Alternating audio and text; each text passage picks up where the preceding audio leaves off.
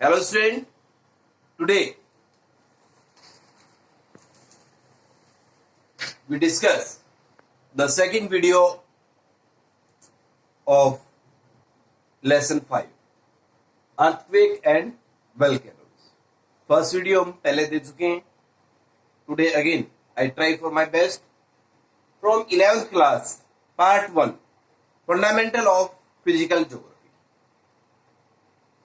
According to this video, we discuss today the topic of volcanism. What is the meaning of volcanisms? What are the major types of volcanisms? Which types of material creates in volcanism? And what is the distribution of volcanism? And what are the major landform formed by the volcanisms? भौतिक भूगोल के मूलभूत सिद्धांत, जिसमें हम lesson 5 का discuss करेंगे. भूकंप और ज्वालामुखी. भूकंप के बारे में हम फर्स्ट वीडियो में डिस्कस कर चुके हैं. आज हम ज्वालामुखी का अध्ययन करेंगे. किसे ज्वालामुखी कहते हैं, कितने प्रकार होते हैं, कौन कौन से पदार्थ निकलते हैं, तथा जो पदार्थ निकलते हैं उनसे किस तरह के स्थल रूप जो हो निर्मित होते हैं. Then we discuss in detail what is volcanoes. Yeah, what is the meaning of volcanisms? Volcanisms, that is a process creates in the inner part of the earth, and according to this process different types of gases, different types of the pieces of rocks, and some parts of in form of liquid throughout from the inner part of the earth on the upper part of the earth with a high volume, that is known as the volcanisms. पृथ्वी के आंतरिक शक्तियों के कारण आंतरिक भाग से magma का जोरदार ध्वनि के साथ बाहर निकलना, जिसमें चट्टानी टुकड़े, गैसें, धूलकण, जलवाष्प की मात्रा आदि शामिल होते हैं, उस प्रक्रिया को ज्वालामुखी क्रिया कहते हैं. Now, what are the material creates due to the volcanisms? First, gases. Second, liquid.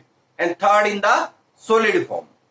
According to the gases, you can say different types of gases creates due to the volcanisms. Carbon monoxide, sulfur dioxide, and related other gases also create due to the volcanisms. You can say there are the quantity of water vapor 60 to 90%. If you think about the liquid form, then you can say in the liquid form there are the magma in the form of a liquid situation with a high temperature. You can say 600 to 1200 to 1200 degrees centigrade. That's so high temperature. And in the solid form, you can say different types of pieces of rocks out from the inner part of the earth with a high volumes, and these are known as the volcanic bomb. Means there are a large size, there are a small size. Both size are also found. ज्वालामुखी जब आता है तो उसमें 3 तरह के पदार्थ निकलते हैं, जो गैसेस फॉर्म में, जो तरल फॉर्म में, और जो ठोस फॉर्म में. जो गैसेस फॉर्म है उसमें अलग अलग तरह की गैसें निकलती हैं, जिनमें जलवाष्प की मात्रा 60 से 90% होती है. गैसों में पहले बताया हमने, कार्बन मोनोऑक्साइड है, सल्फर है, क्लोरीन है, और भी कई जो है गैसें इसमें निकलती है. लिक्विड फॉर्म में, तरल रूप में चट्टानों का पिघला हुआ स्वरूप आता है बाहर, जिसको आप बाराने प्रलावा कहते हैं, आंतरिक रूप से मैग्मा कहते हैं, और उसका तापमान 600 से 1200 डिग्री सेंटीग्रेड पाया जाता है, जो कि बहुत ज्यादा होता है। तप्त होता है, वो इतना गर्म होता है कि जो भी चीज उनके टच में आती है वही जल जाती है।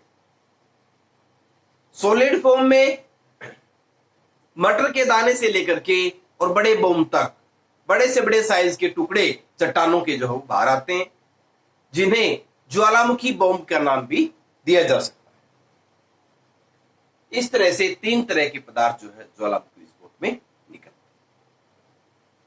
Next, what are the types of volcanisms? तो there are 3 types of the volcanisms. First active, second dormant, third dead volcanisms. If you think about the active volcanisms, these are created continuously, not stop, and so harmful. You can take these types of example: Etna volcanisms in Italy. Second, dormant volcanisms create once time and in future possibility to create again. These are known as the dormant volcanisms. And example from, you can take the example of Ben Island. There are creates again a volcanism. Third is dead volcanisms. These are created in once time, and for future these are not create again. Example, Popa in Myanmar. These are the major 3 types of the volcanisms. ज्वालामुखी के यहां पर 3 प्रकार हो जाते हैं: सक्रिय ज्वालामुखी, प्रसुप्त ज्वालामुखी और मृत ज्वालामुखी। अब सक्रिय ज्वालामुखी कौन से होते हैं? जो बार बार आते रहते हैं। एक बार आने के बाद क्या पता 2-4 घंटे के बाद फिर आ जाए, फिर अगले दिन आ जाए, फिर नेक्स्ट डे आ जाए, मीन्स कॉन्टिन्यू इनका मैग्मा निकलता रहता है। इन्हें सक्रिय ज्वालामुखी कहते हैं। इटली का एटना इसका प्रमुख उदाहरण है। एटना इसका प्रमुख उदाहरण है। नेक्स्ट, डोरमेंट, प्रसुप्त ज्वालामुखी वो होते हैं जो एक बार आने के बाद दोबारा आने की संभावनाएं बनी रहती हैं, उन्हें प्रसुप्त ज्वालामुखी कहते हैं। ऐसा पहले हुआ है बेन आइलैंड में, इस तरह से दोबारा से जो ज्वालामुखी आ गया। थर्ड है डेड, मृत ज्वालामुखी। अब जैसे कि नाम से ही संबोधित है, वो ज्वालामुखी जो एक बार आने के बाद दोबारा कभी नहीं आते, वो मृत ज्वालामुखी कहलाते। अब एक्टिव, डोरमेंट, डेड, सक्रिय, प्रसुप्त और मृत, तीनों हमारे क्लियर हो चुके हैं। नेक्स्ट है, जब वोल्केनिज्म होता है तो डिफरेंट टाइप्स की जो है लैंडफॉर्म बनते हैं। अब बताया मेटेरियल तो निकलता ही है, गैस फॉर्म में, सॉलिड फॉर्म में, तरल फॉर्म में। तो 12 करके स्थलरूप बनते हैं, आंतरिक रूप में भी कुछ स्थलरूप बनते हैं। तो what are the major landform creates by the volcanisms? Firstly you can say cinder cones, cinder शंकु। मेन ज्वालामुखी जब आता है तो उससे इस फॉर्म में मेटेरियल निकलता है कि सिलेंड्रिकल फॉर्म उसकी बन जाती है, उसे सिंडर शंकु कहते हैं। इसमें चट्टानों के टुकड़े, जलवाष्प की मात्रा और गैसें भी निकलती हैं, और वो इस फॉर्म में निक्षेपित हो जाती हैं कि वो सिलेंड्रिकल फॉर्म में होते हैं, उन्हें सिंडर शंकु कहते हैं। These are known as the cinder cones, means like a cylindrical form. Acid cone, acid lava.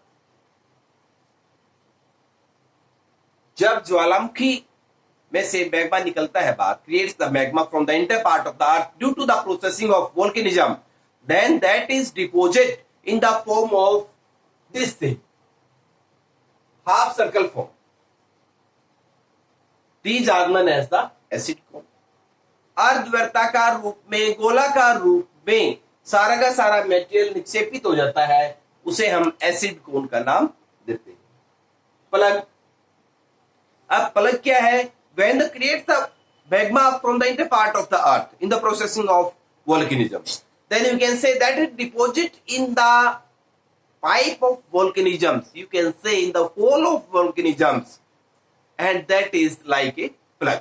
Plug वो स्थल रूप है जिसमें ज्वालामुखी नली में ही सारा का सारा मेटेरियल अवरुद्ध हो जाता है, जम जाता है, उसे डॉट या प्लग कहते हैं.